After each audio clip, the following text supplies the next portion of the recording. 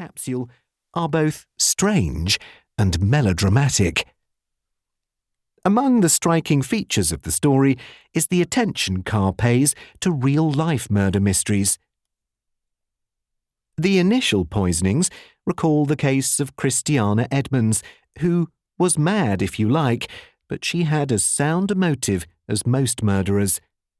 This young lady, in the Brighton of 1871, fell violently in love with a married doctor who gave her no encouragement. She first attempted unsuccessfully to poison the doctor's wife with strychnine. To show that she was innocent, she conceived the idea of doctoring the chocolate creams in a sweet shop and killing people wholesale. The fictional use that Carr makes of this factual precedent is extremely clever. Baffled by the mystery, Scotland Yard's Inspector Elliot consults Dr Gideon Fell. The local constabulary has already tried to interest him in the original crimes, but with no luck. Wasn't sensational enough for him. No hermetically sealed rooms, no supernatural elements, no funny business at the Royal Scarlet Hotel.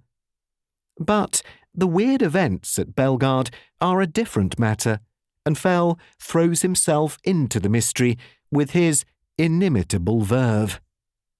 Towards the end of the book, Fell gives a fascinating mini-lecture on real-life poisoners and their activities. Not for him the cliché that poison is a woman's weapon.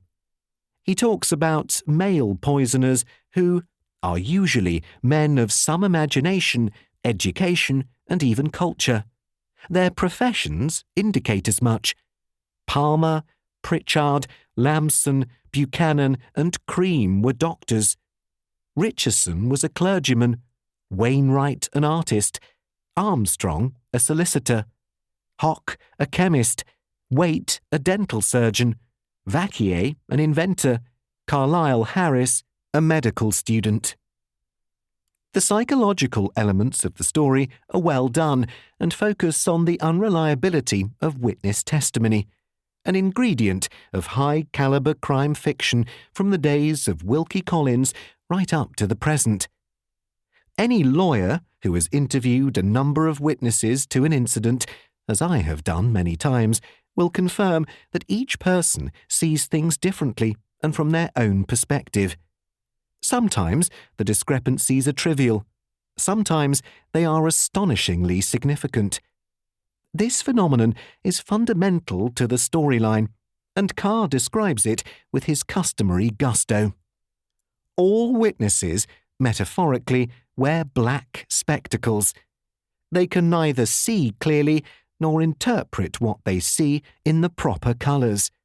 They do not know what goes on the stage, still less what goes on in the audience.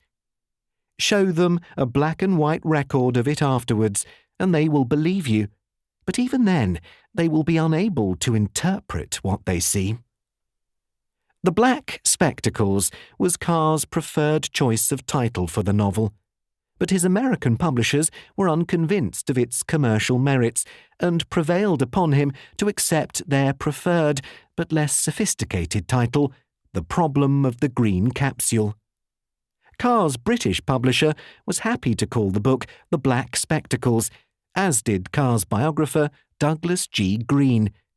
The British Library also, I'm glad to say, considers that Carr's original choice was the most suitable one. Carr published this novel in 1939, and there is a passing negative reference to life in Nazi Germany at that time. The previous September, Carr and his wife had taken a cruise around the Mediterranean, from which came the background for his description of Pompeii. The novel's dedication to the memory of Powys Mathers deserves comment. Edward Bill Powys Mathers died not long before the book's publication at the age of 46.